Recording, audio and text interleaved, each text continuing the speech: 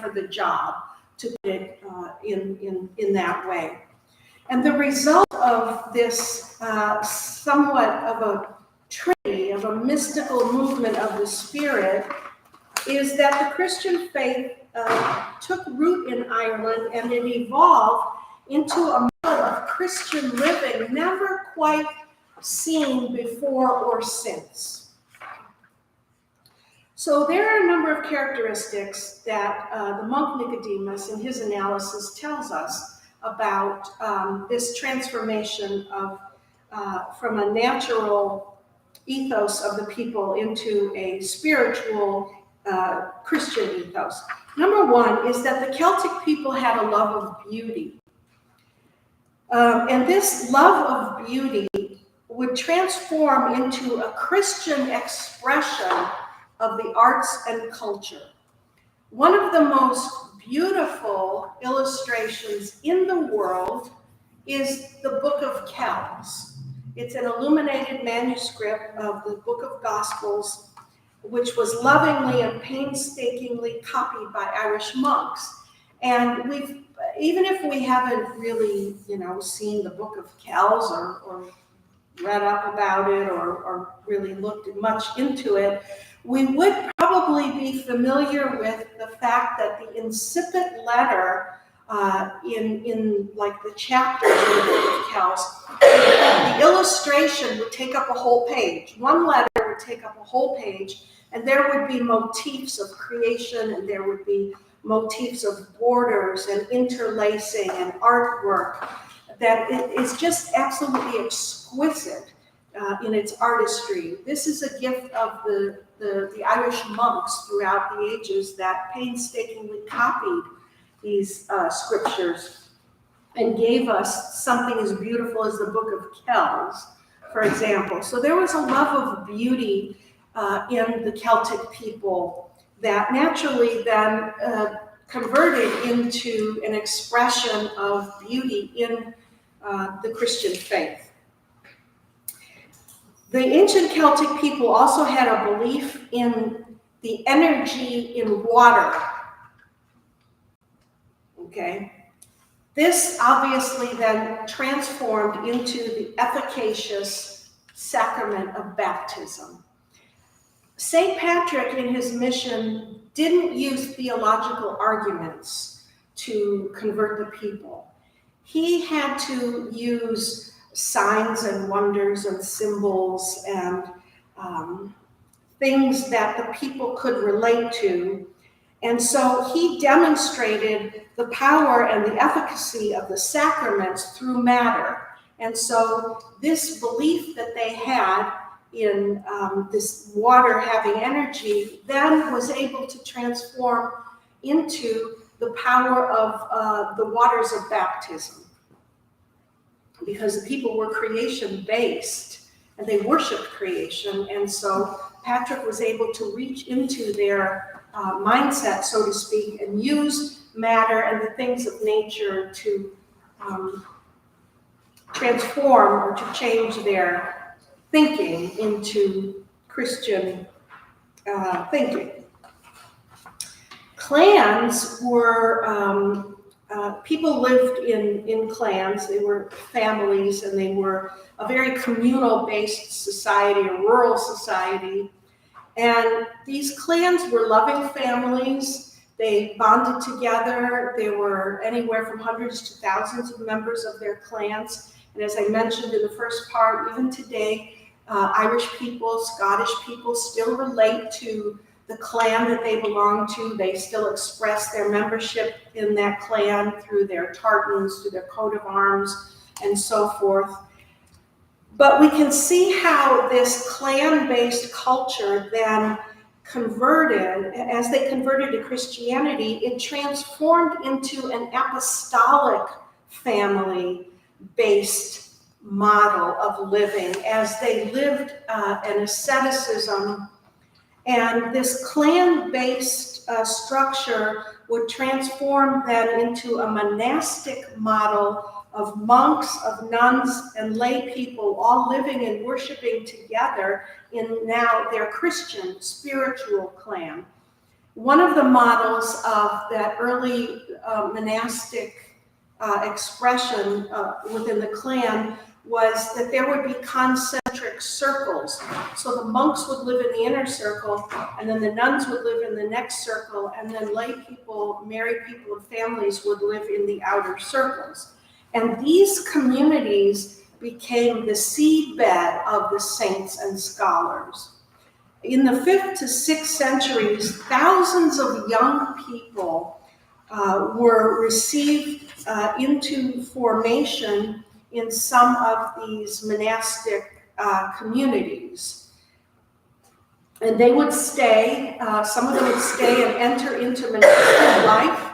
Children were accepted into the monastery at the age of 7 and stayed until 17, when the elder would determine if the child would stay and live a monastic vocation or leave and start a family.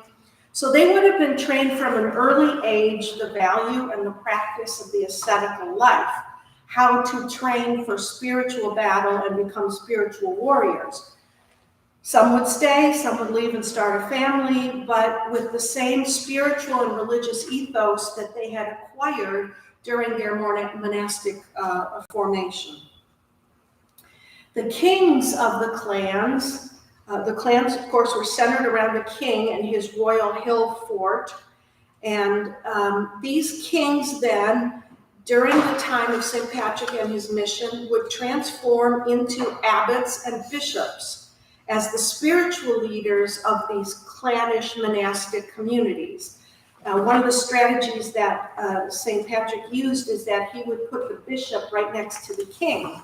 And as the king continued with some of the administrative tasks of the community, so now there was a bishop right beside him who would look after the religious administration of the community. The Druids, who are just absolutely fascinating figures in history, the Druids were mystics, and they were held in great esteem and awe because they made prophetic utterances and they transmitted the will of the gods to the people. And so when the Celts, when the Druids spoke, the people listened. The Celts had a love for lore and for ancient history and for law, and all of that would naturally transform after Christianity into a respect for the theology and tradition of the church and of the faith. The role of Druids was also, they were poets, they were lawyers, they had leadership and teaching roles. So their roles were also to shape the people and sort of form the people in that particular pagan ethos. But once they converted to Christianity, the Druids then were able to transform into priests, Christian priests and monks and bishops, who would now take on the role of teaching theology, the tradition of the faith, and so forth. The Irish people were fascinated by numbers, especially they had a fascination with the tritheistic numerology of the gods. They would put the gods in groups of threes. They would put sayings in groups of threes. And so we can see a natural transformation after embracing Christianity into an easy acceptance of the Holy Trinity. And again, this is where St. Patrick with the shamrock comes in and is credited with holding up the shamrock in order to explain the Trinity, the three leaves representing the three persons of the Trinity, and the stem, the oneness of God. So there are three persons, one God. So what happened to Ireland? Let me just back up just a minute.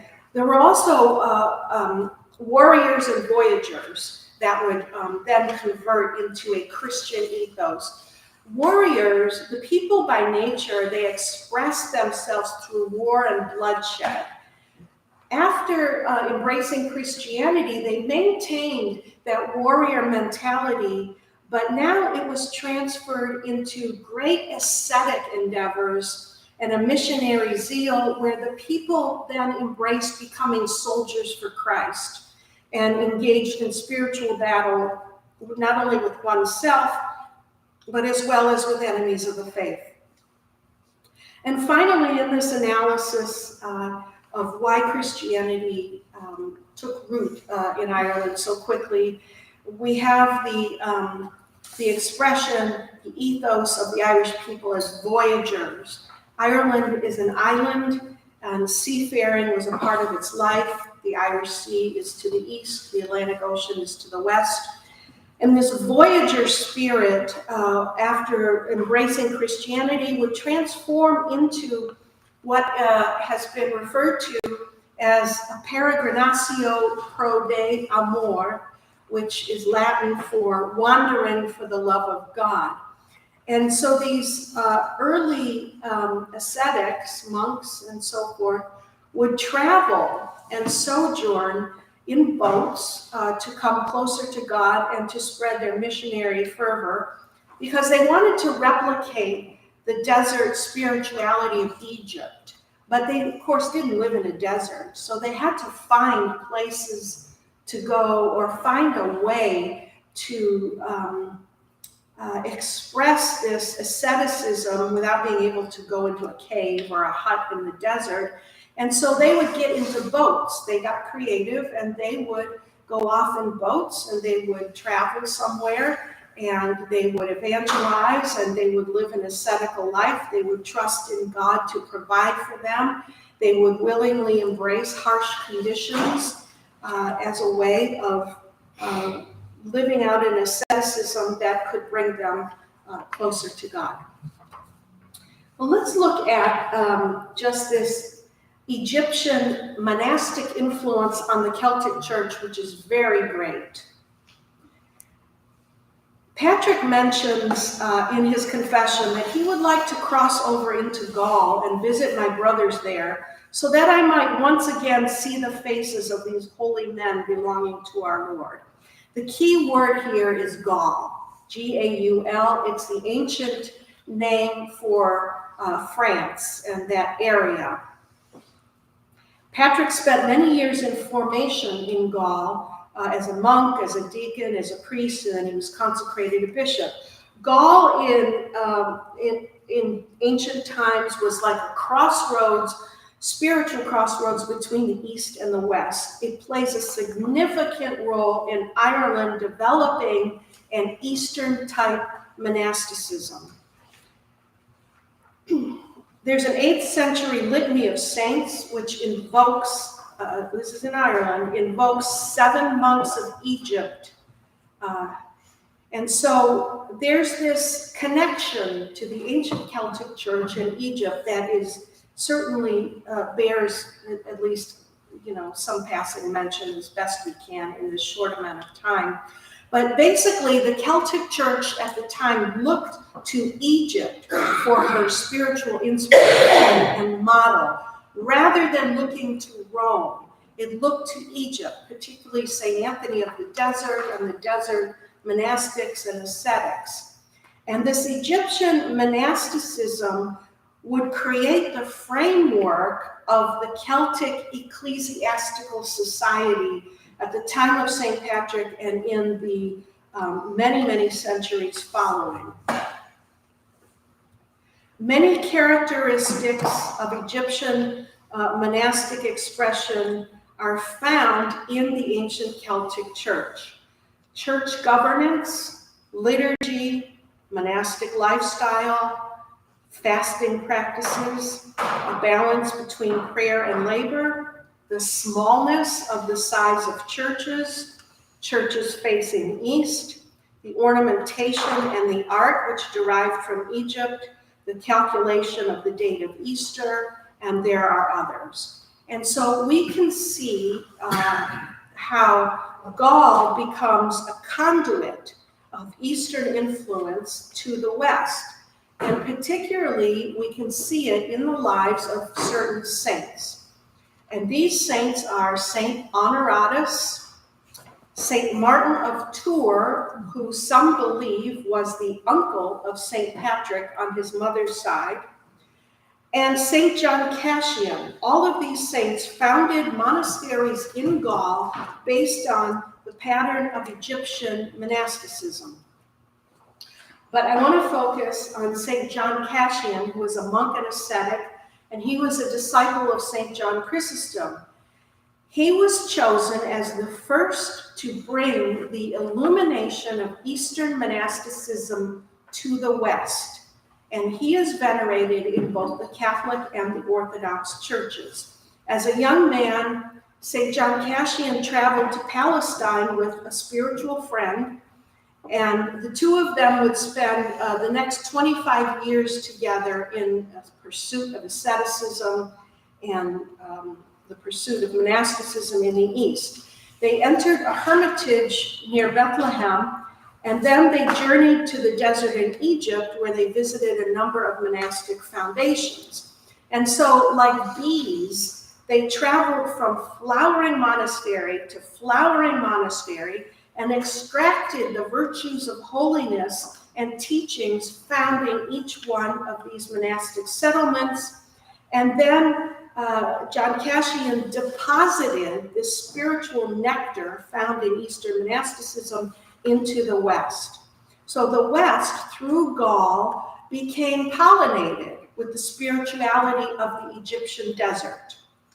Eventually, St. John Cassian founded a monastery in Gaul, which is called the Abbey of St. Victor in Marseille. And St. John Cassian is the most celebrated teacher that the monks of Gaul ever had. He was influenced by Egyptian monasticism, and particularly the monastic ideal of St. Anthony of the Desert, who practiced extreme personal austerities with prolonged fasts and vigils. And St. Patrick then came into Gaul, and when all of this was happening, and this was even developing in Gaul before the time of St. Patrick, but St. Patrick then spent a considerable amount of time in Gaul, soaking up this influence of Eastern monasticism. St. John Cassian wrote two treatises. One is the Institutes, which described the organizational pattern of monasticism, the life and the virtue required of monks. And he wrote a treatise called The Conferences, which presented the wisdom of the Egyptian desert. Now, this conduit of Gaul is not the only influence of the East on Ireland. There were trade routes that went all the way from Ireland into the East. There were Roman soldiers who may have come and gone into Ireland for trade or for whatever reasons, and who were Christians. And so there were also, through trade routes, there may have been influence of Christianity coming into Ireland from the East. We know that Christianity had arrived in Ireland before the time of St. Patrick and his mission. But this certainly, the theological, spiritual training would have been very pronounced and very strong in Gaul, that St. Patrick would have been influenced by. And then St. Patrick brought that influence into Ireland and developed his mission based on this Eastern Egyptian monastic model. So what happened to Ireland after the time of St. Patrick? And then let's look at some symbols and themes of a post-Patrick Ireland. The years 500 to 800 are considered the golden age of monasticism. Monasticism flourished in Ireland in those centuries. And Ireland produced over 500 saints. It's believed, there's a number that's been given, that Ireland produced over 3,000 monastics. And within 250 years of Patrick's death, over 500 saints arose in the British Isles. So this was a very monastic church from the time of St. Patrick up until the 8th century. And so these saints who came after St. Patrick one after the other, after the other, after the other, were monastic founders and established monasteries all over the British Isles. Then in 795, the Viking raids occurred, which was the beginning of the decimation of monasteries. Then there was the Anglo-Saxons came into the area. There were Norman invasions. There was more decimation of monasteries. Monks were killed, and this is where we begin to see the red martyrs of the monastics. Up to that time, they had been green martyrs, but now we start to see monks being shedding their blood for the faith. And then in the 12th century, there was a pope named Adrian IV. He was the only English pope. And he issued a papal bull in the 12th century. It was called Laudabiliter. And it was, I guess, designed to bring Ireland more into a Roman fold, more into a Roman ecclesial model of the faith. This papal bull intended the following, and I quote, "The Pope grants King Henry II of England the right to enter and take possession of Ireland for God's honor and the welfare of Ireland. The Irish people are to accept the King of England with all honor and obey him dutifully as their liege lord, with the exception that the rights of the churches of Ireland are to be inviolably preserved. The King of England is charged to improve the habits of the people of Ireland, particularly their lives, their manners, and their conversation. And the King of Ireland is charged to ensure that the Christian church is adopted by the people of Ireland and the Christian faith planted and increased." And so from this time, Ireland begins to move into a more Roman ecclesial model of the church, out of that particular communal monastic model that it had been in for all those centuries. And then Roman-style religious orders came into Ireland, like the Augustinians and the Benedictines. And so today, Ireland is based more on this Roman Catholic ecclesial model. Now, at one time, Ireland exported more priests throughout the world than any other country, more missionary priests.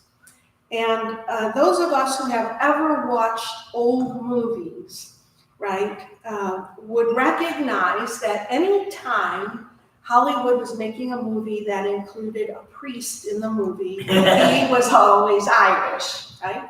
Because even Hollywood, maybe with their lack of understanding of any real religious history or ethos of Ireland, had a sense that priests are Irish, right? It was just in the understanding and the culture that priests were Irish. And so that kind of brings culture. What do you mean by understanding the culture of Hollywood? As far as part of the culture, the priests were Irish, not Hollywood. Yes, but I think it affected just the culture in general. I think that people, just had a sense that because so many of us just saw Irish priests everywhere. Especially if we came in from certain areas of the country. Just there was just something about Irish and priests that went together, and Hollywood.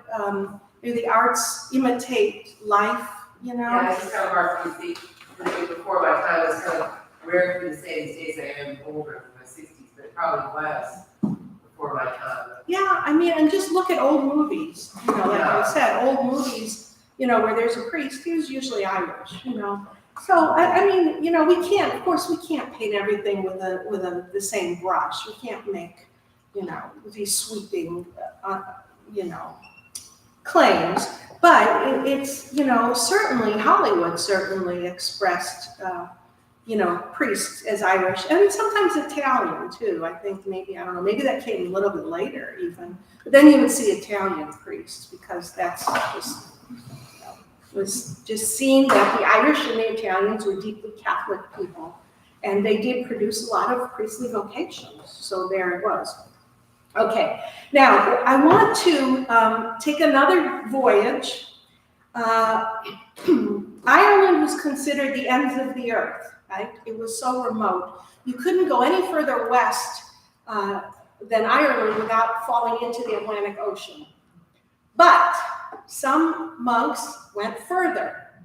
And in the 6th century, a group of 12 monks with their founder, who was believed to be Saint Finian, sailed to the island of Skellig Michael, which was 7 miles off the southwest coast of Ireland, and is the most westerly sacred site in Europe, in order to live a more austere life. And we see, as the monks moved onto this island of Skellig Michael, how they took that warrior ethos and that voyager mentality with them, because they maintained that desire to fight, to engage in spiritual battle, to become soldiers for Christ. And this type of asceticism, by moving onto this island of Skellig Michael, gave them the ability to harness that desire for spiritual combat by living in a place that was a place of very harsh conditions. The Irish playwright George Bernard Shaw describes Skellig Michael this way: the most fantastic and impossible rock in the world, an incredible, impossible, mad place. I tell you, the thing does not belong to any world that you and I have lived in. It is part of our dream world. So on this island of Skellig Michael, there were two real sharp peaks that jut up out of the ocean, and there's also an island called Little Skellig.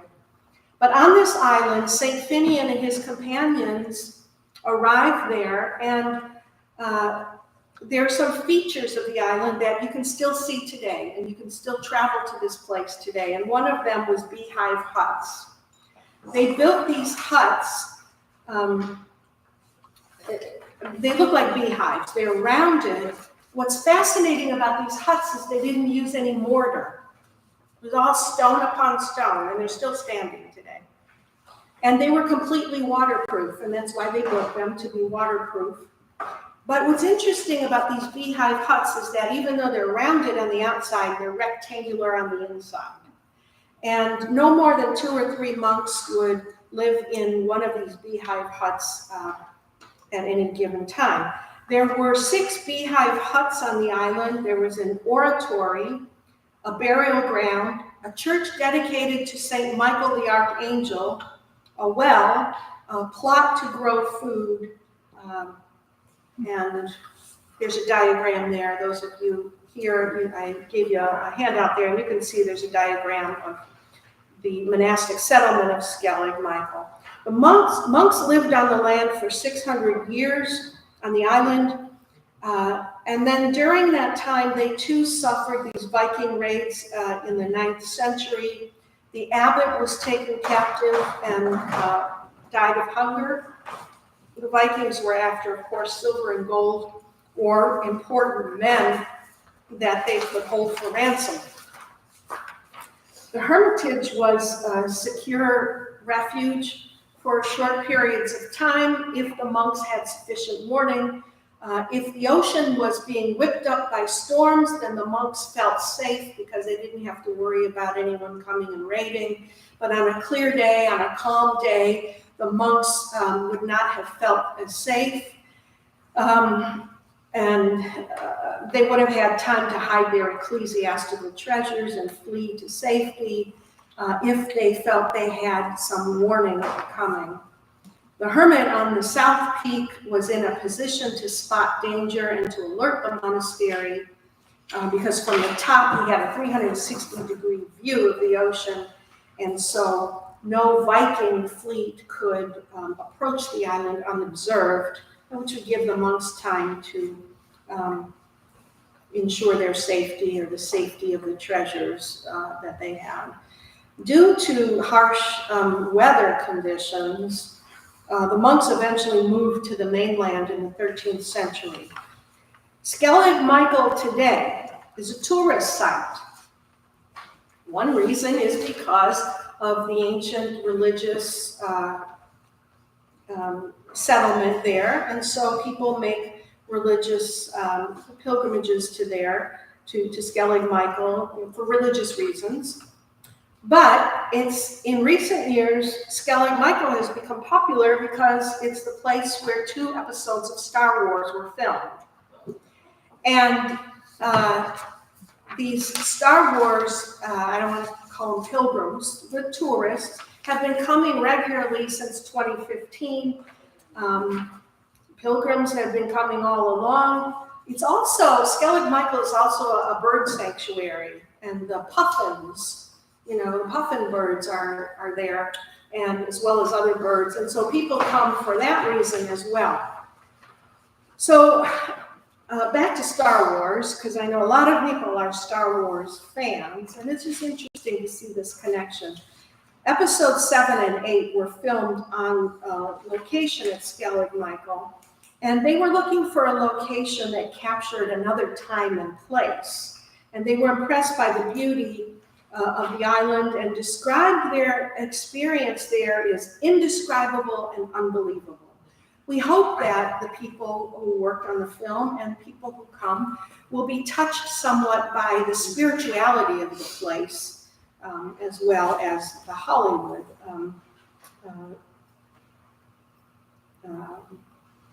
illustration of the place. The use of the phrase in Star Wars, "May the Force be with you," was intentionally evocative of the Latin, "May the Lord be with you." And so one can see in the Star Wars franchise that there are definitely Christian themes in the movie that appeal to people. Skellig Michael is now a UNESCO World Heritage Center. It's dedicated to the physical, but also the religious preservation of the island. And it's been an ongoing challenge to manage this onslaught of tourists, Star Wars tourists, and bird watchers, while maintaining the religious integrity of the island, which is what it was originally intended for. Now, from Skellig Michael, which is the most westerly sacred site in Europe, a phenomenon occurs across Europe that I find very fascinating, and I want to just spend a minute talking about this. It's called the Sword of St. Michael.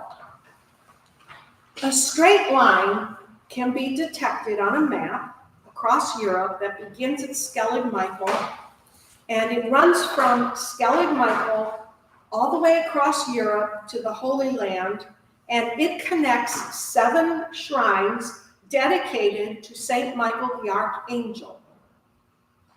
And it's been called the Sword of St. Michael, which is symbolic of the Archangel's victory over the forces of evil.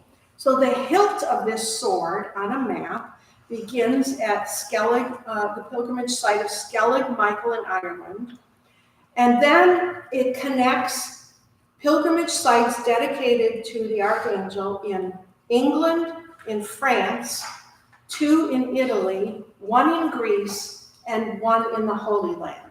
And so the tip of the sword ends in the Holy Land at the cave of St. Elijah on Mount Carmel. This sword is perfectly aligned with the sunset on the day of the Northern Hemisphere's summer solstice. Now, this calls to mind the church fathers who talk about St. John the Baptist and his mission. Remember, St. John the Baptist said, "He must increase while I must decrease." And the church fathers saw in that increase and decrease that the waning of daylight occurs around the time of the birth of St. John the Baptist, which is around the time of the summer solstice. And so as John the Baptist in his mission decreases, Little by little, sunlight decreases from the time of St. John the Baptist to the time of the birth of Christ. And then Christ, who is the light of the world, at his nativity, little by little, sunlight begins to increase from the time of Christ's birth to the time of St. John the Baptist's birth. And so with this sword of St. Michael, we see, again, this perfect alignment of sunset on the day of the Northern Hemisphere summer solstice as lining up in a way that from that point on, the light would little by little decrease, and the light of Christ after Christ's birth at the winter solstice would begin to increase. And so St. Michael the Archangel becomes a unifying force between St. Elijah, St. John the Baptist, and St. Patrick, who were all green martyrs, as they all engaged in spiritual battle against the evils of pagandom. Today, we find ourselves in this worldwide situation where we're all praying, interceding and praying and invoking the help of God and St. Michael the Archangel in a particular way for the people of Ukraine, our brothers and sisters in the faith. The Ruthenian and Ukrainian churches we're so close. And we feel especially the suffering of our Ukrainian brothers and sisters. But St. Michael the Archangel factors in once again because he is the patron saint of Kyiv in Ukraine. And so we are all invoking again the intercession of St. Michael the Archangel, who shows up now in a different part of Europe, but a powerful warrior, saint, and intercessor as well. Now, this sword of St. Michael runs through, one of the places it runs through is Greece. And so I wanted to stop in Greece because as Byzantine Catholics, we have an interest in Greece and,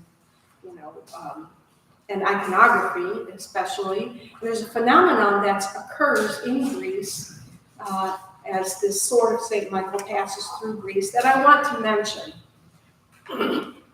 There's a beekeeper in a place called Kapandridi in Greece, and he places icons in his beehives to pray for a fruitful honey production. And every year, a mysterious phenomenon occurs.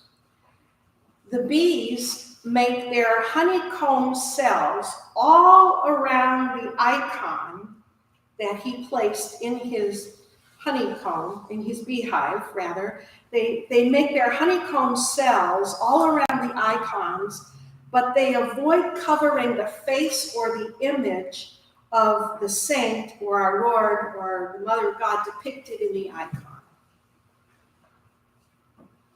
So the reason why I got onto this phenomenon with the bees is not only because it passes through Greece and because of the connection we have to icons, but also because of the beehive huts in Ireland.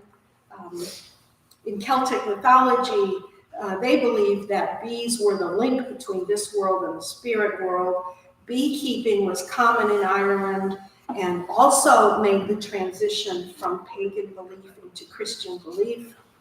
Scripture, the fathers of the church, the saints teach us that there is a profound spiritual lesson that can be learned from bees. St. John Chrysostom says the bee is more honored than other animals, not because it labors, but because it labors for others. Bees are models of social life and activity. Each class has its duty to perform without envy, without rivalry. Unlike the capriciousness of the butterfly that flits from flower to flower, unlike the wasp or the hornet, who are brutal aggressors, bees work delicately and leave the flowers as they find them, without injury to their petals. Loaded down with nectar, they return to the hive and to work to produce wax and honey. So a spiritual lesson we can learn from bees is to go about our daily duty in order and peace at whatever post is assigned to us. Like a bee, one should extract from each of the virtues what is most profitable. In this way, by taking a small amount from all of them, one builds up from the practice of the virtues a great honeycomb overflowing with the soul-delighting honey of wisdom. Beekeeping and the production of beeswax and honey has always been a feature of monastic life up till today. And if you've ever wondered why monasteries in their gift shops all sell honey, it's because of this connectedness to the spirituality of bees, and also because the church uses beeswax candles. The wax is symbolic of Christ's pure flesh, the wick symbolizes his soul, and the flame symbolizes his divinity. The patron saint of bees is Saint Haralambos, and there is actually a Byzantine blessing of bees and of beehives. Another symbol and theme in a post-Patrick Ireland is voyagers. In the beginning of this presentation, we began by making our first voyage from North America to Roman Britain. We crossed the Irish Sea many times, then we crossed into the Atlantic to get to Skellig Michael. There's one more voyage that we're going to take to bring us back to our home here in North America. The most well-known and the patron saint of voyagers is St. Brendan the Navigator, who was a spiritual descendant of St. Patrick. He's another one of the monastic saints that practiced the asceticism of green martyrdom. He was inspired by monks of the Egyptian desert and so forth. And so he made, now I'm going to use the word allegedly, and I'm going to qualify that. He made an alleged famous voyage that was recorded in the Voyage of St. Brendan the Abbot.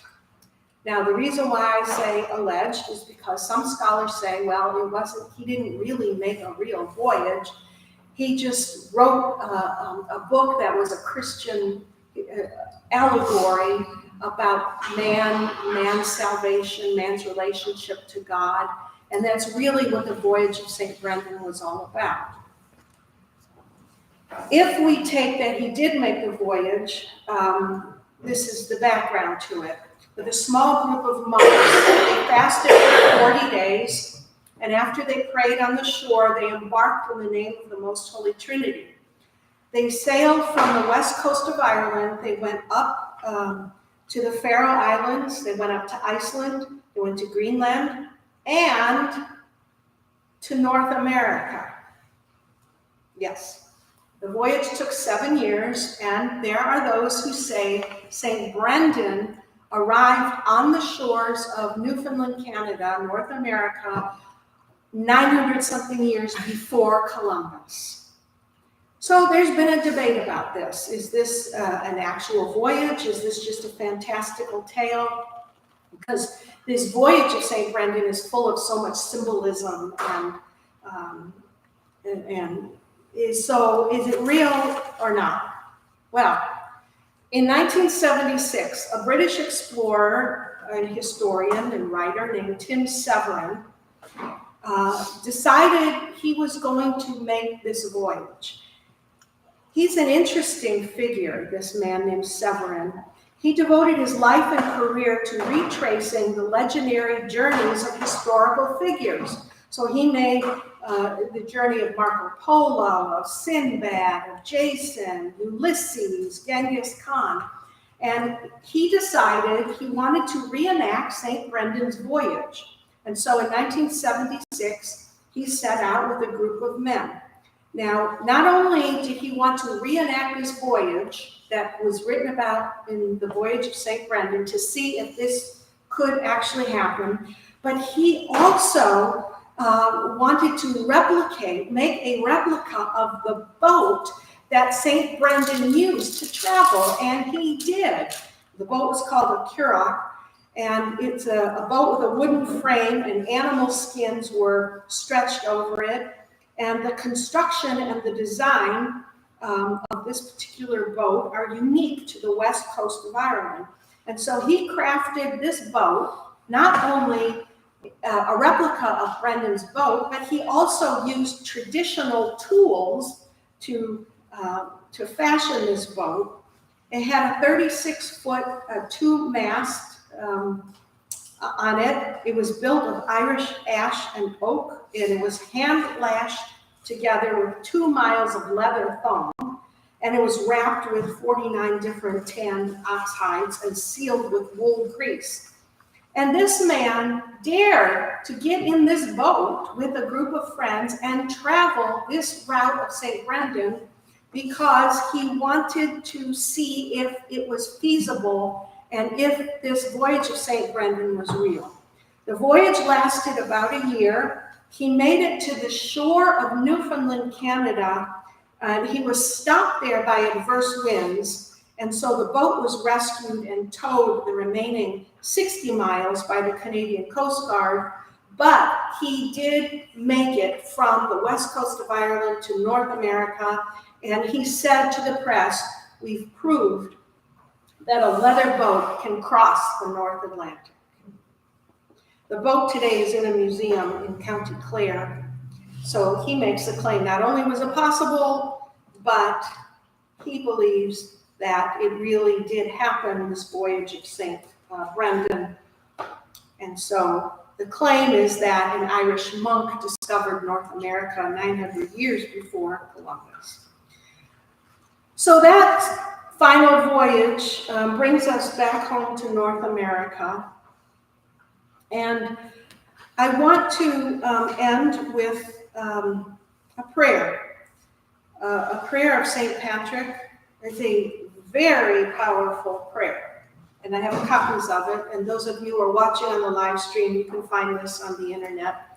This is called the Lorica of St. Patrick. Lorica is a Latin word for breastplate. The prayer is called the breastplate of St. Patrick. And in this prayer, many themes arise. It begins with the invocation of the Trinity, the invocation of Christ's salvific mission, the invocation of the virtues of angels, patriarchs, saints, and martyrs, the invocation of the virtues of the natural world, the sun, the fire, lightning, wind, etc., the invocation of various aspects of God, a list of things against which protection is needed, an invocation of Christ for protection to be ever present, the theme of Christ within every man, and finally, salvation is the Lord's. And so I'm going to read this prayer, and I would invite you to offer to God during this closing prayer all the intentions that you hold in your heart, no matter how much you might be struggling, suffering, trials, whatever, people that you have in your heart, difficulties, whatever it is. And certainly we want to offer up the people of Ukraine who are suffering in a very intense way right now. This prayer is so powerful. And so let's just finish with this prayer. Let's open our hearts and invoke the powerful intercession of St. Patrick, the Wonderworker. In the name of the Father, and of the Son, and of the Holy Spirit, amen. I arise today through a mighty strength, the invocation of the Trinity, through belief in the threeness, through confession of the oneness of the Creator of creation. I arise today through the strength of Christ's birth with his baptism, through the strength of his crucifixion with his burial, through the strength of his resurrection with his ascension, through the strength of his descent for the judgment of doom. I arise today through the strength of the love of cherubim, in the obedience of angels, in the service of archangels, in the hope of resurrection to meet with reward, in the prayers of patriarchs, in the predictions of prophets, in the preaching of apostles, in the faith of confessors, in the innocence of holy virgins, in the deeds of righteous men. I arise today through the strength of heaven, the light of the sun, the radiance of the moon, the splendor of fire, the speed of lightning, the swiftness of wind, the depth of the sea, the stability of the earth, the firmness of rock. I arise today through God's strength to pilot me, God's might to uphold me, God's wisdom to guide me, God's eye to look before me, God's ear to hear me, God's word to speak for me, God's hand to guard me, God's shield to protect me, God's host to save me from snares of devils, from temptation of vices, from everyone who shall wish me ill afar and near.